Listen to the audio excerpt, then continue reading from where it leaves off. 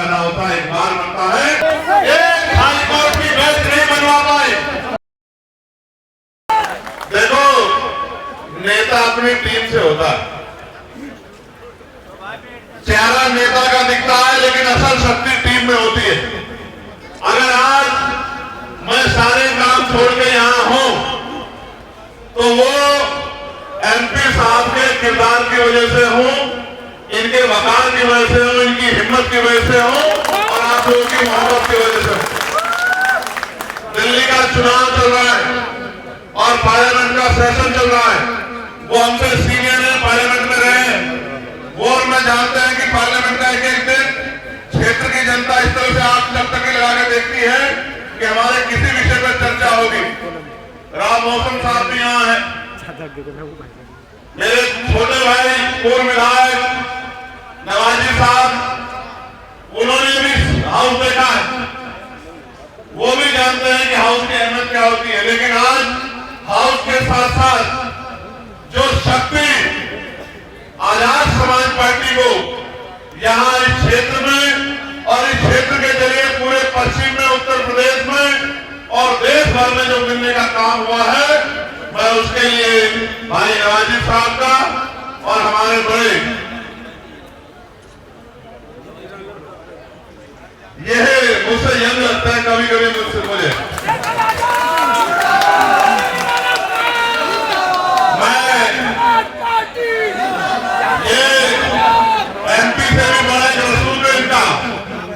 बड़े भाई भी हैं, मैं इनका बहुत बहुत धन्यवाद करता हूं हम पे भरोसा करने के लिए। मैं इसलिए कह रहा हूं, मुजफ्फरनगर, शामली, सहारनपुर, मेरठ, बिजनौर ये कोई बहुत दूर की धरती नहीं है। मैं आपका इस क्षेत्र के आधार पर आपके अपने परिवार का आपका भाई बेटा, मैं आपसे बाहर नहीं हो सकता हूं कभी, मैं आपका साथी हूं। तो इस आधार पर ये मेरे परिवार के बड़े हैं और जब इन्होंने मेरा हाथ पकड़ लिया है तो आप समझो 1 और 1 11 होते हमारी शक्ति कितनी बड़ी होगी इसका अंदाजा जो है अभी आपको आने वाले दिनों में लग जाएगा। क्योंकि मैंने शुरुआत जमीन से की है और मेरे पीछे किसी बहुत बड़े राजनीतिक शख्सियत का उस तरह से सीधा नाम नहीं है। इस वजह से हम जितना मेहनत करेंगे उतनी हमारी शक्ति बढ़ेगी। हालांकि इस मुकाम पे पहुंचाने के लिए मुझे पूरी टीम में आजाद समाज पार्टी के साथियों ने दिन रात मेहनत की है। मैं एक साथी का जो देश के किसी भी कोने में इसने तन से, मन से, धन से और भी किसी तरह से आजाद समाज पार्टी की ताकत बनाने में मदद की हो, मैं उन सबका बहुत बहुत शुक्रिया अदा करता हूं। आज हम लोग यहाँ गली पुख्ता में और मैं आपको लिख के कहता हूं, अभी चंद्रशेखर आपका इस बाग के ये तो बड़े बड़े पेड़ हैं, छोटे पेड़ की तरह है। जैसे आप खेती किसानी करने वाले लोग छोटा सा पौधा जब लगाते हैं और उसकी सिंचाई करते हैं, उसकी नलाई करते हैं, समय समय पर खाद देते हैं, तमाम तरह की परेशानियों से, तमाम तरह की मुसीबतों से उसको बचाते हैं और 5, 7, 10 साल में वही पौधा वृक्ष बन जाता है और वो वृक्ष छांव भी देता है, फूल भी देता है, फल भी देता है और तमाम तरह की परेशानियों से मुसीबत में सहायता भी करता है, आंधी तूफान को भी रोक देता है। ऐसा ही चंद्रशेखर है भी, आजाद समाज पार्टी है भी। लेकिन अब मुझे भरोसा हो रहा है कि जब परिवार के बड़े मुझे आशीर्वाद देने के लिए और मेरा हाथ पकड़ने के लिए साथ खड़े हो गए हैं, अब इस लड़ाई को कोई आगे बढ़ने से रोक नहीं सकता है, ऐसा मेरा भरोसा है। प्यारे साथियों, आज उत्तर प्रदेश में ब्रजेश जी बैठे हैं, क्या चल रहा है आप देख रहे हैं। अभी महाकुंभ में जिस तरह की व्यवस्था हुई और सिर्फ उन जो व्यवस्था के कारण लोगों की जानें चली गई, सिर्फ उनको छिपाने के लिए जानबूझ के पूरे प्रशासन को, पुलिस को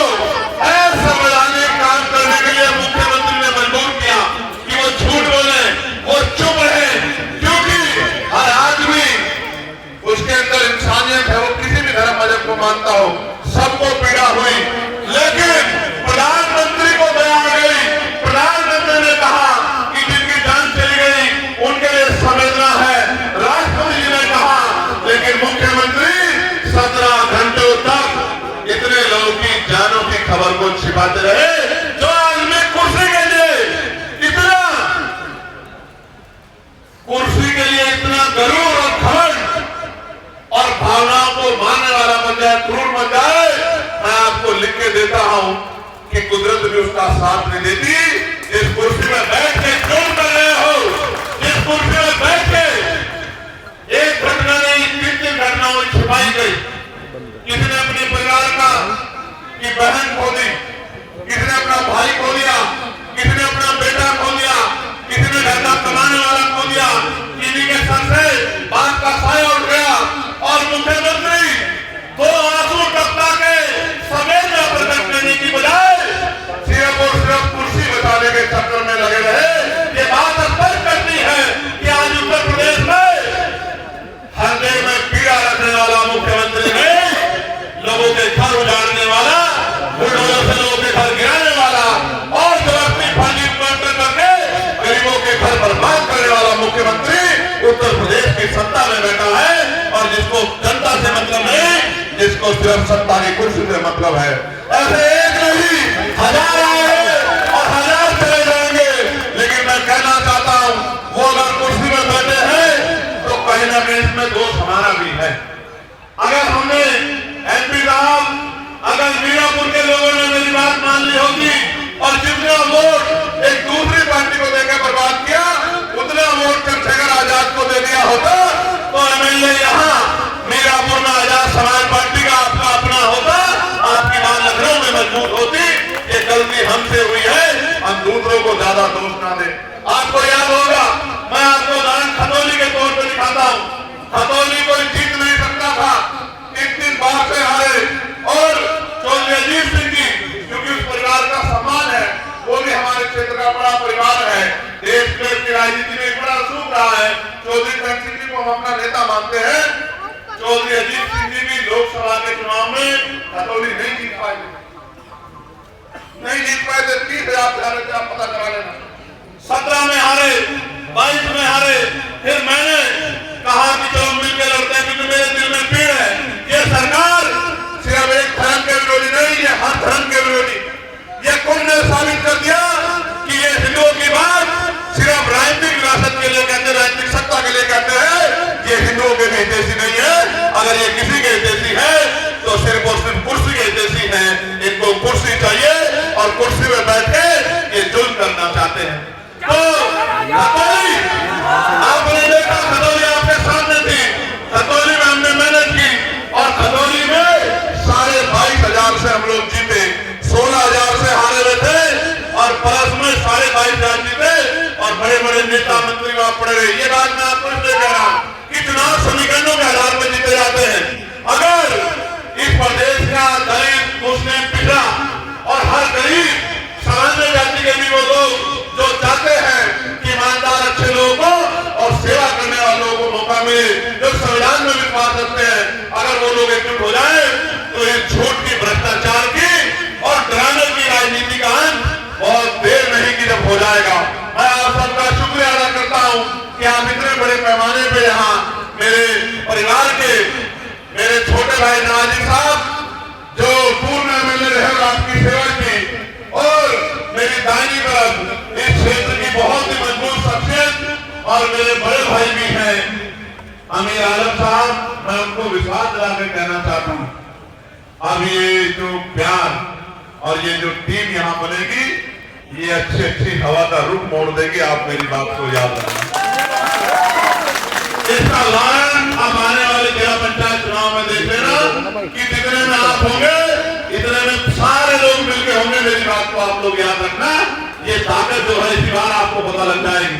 तो मैं स्पष्ट तौर पर कहना चाहता हूँ, आज उत्तर प्रदेश में अभी और ये अयोध्या में हुआ है, ये दलित समाज की बच्ची,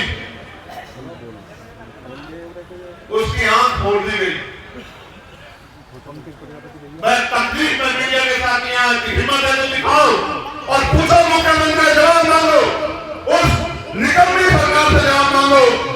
सरकार में बहन बेटियां सुरक्षित नहीं है। यहाँ अयोध्या में एक बेटी को जो है 3 दिन गायब रही और अधिकारियों से परिवार के लोग हाथ जोड़ते रहे। 3 दिन बाद आंख फूटी हुई, कान टूटी हुई और नग्न अवस्था में वो बच्ची रही थी। वो उत्तर प्रदेश की निकम्मी सरकार थी जो वहां उस छाइयों में उस नाले के पास एक लड़की भी मिली। ये उत्तर प्रदेश की कानून व्यवस्था थी जो मुख्यमंत्री जी के हाथ में है। जब अयोध्या में बच्चियां सेफ नहीं है, गोरखपुर में 2 बच्चों को गला काट के 10 दिन हो गए परिवार के लोग रो रहे हैं। या दोलनी में मुस्लिम भाइयों को गोली चला के मार दिया, कोई पूछने वाला नहीं, परिवार रोते थक गया। हमने अपनी आंख से संबल देखा, अपनी आंख से कि किस तरह सरकार को खुश करने के लिए अधिकारियों ने, जिन अधिकारियों को नेता बनने की लगी है, उन अधिकारियों ने गोली चला के गरीब बच्चों की जान ले ली। यह आपने और हम सब ने देखा। कोई पूछने वाला नहीं है, सबको डर लगता है कि कहीं मुकदमा ना हो जाए। मैं आपको विश्वास दिला कहता हूँ, मुकदमे जेल की परवाह वो करेगा जिसको जान की परवाह होगी।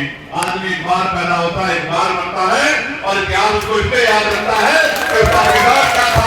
मैं आपको विश्वास दिला कहता हूँ, ये तो मेरा क्षेत्र अगर वहां दूर देश के कोने में भी किसी गरीब पे जुल्म होगा तो चंद्रशेखर आजाद उसको अपना भाई मान के उतनी ताकत से लड़ेगा जितने अपने क्षेत्र के भाइयों के लिए लड़ता है। ये आजाद समाज पार्टी आपकी अपनी पार्टी है, आपका अपना घर है। इसको जितना मजबूत करोगे उतनी आपकी समस्याओं का हल होगा, उतनी आपकी बात मजबूत होगी। जिन दफ्तरों में आज अधिकारी आंखें दिखाते हैं, उन दफ्तरों में बैठे अधिकारी आपके गांव में आके लोगों के काम करेंगे। जितना आप आजाद समाज पार्टी को मजबूत करोगे, आपने सब पे भरोसा किया, सबको वोट दिया।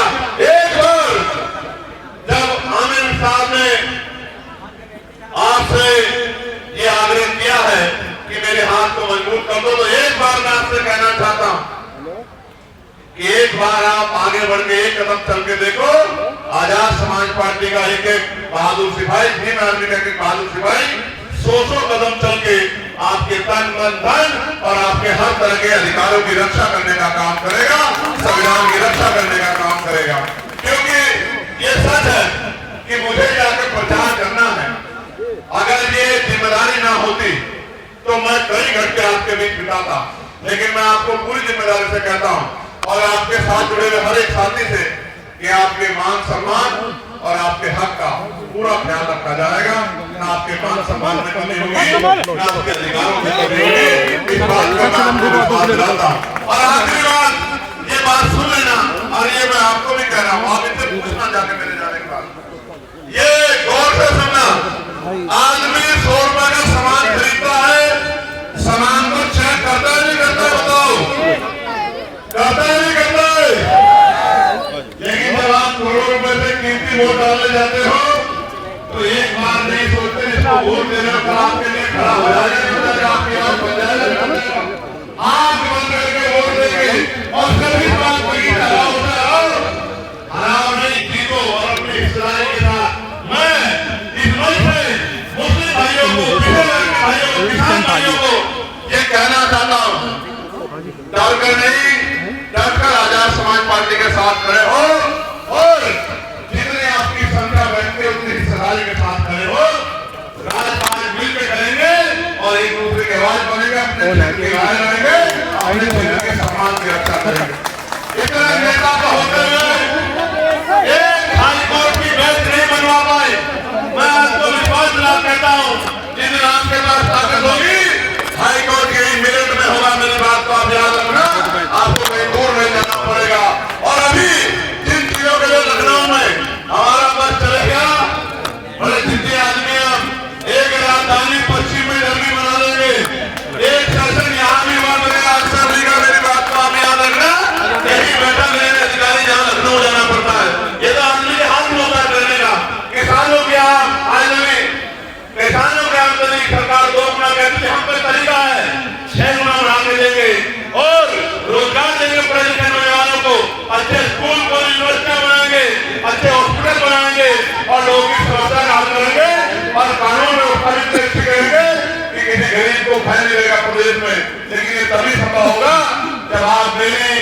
राजनीत भाई की, गाजी भाई की और हमारे बड़े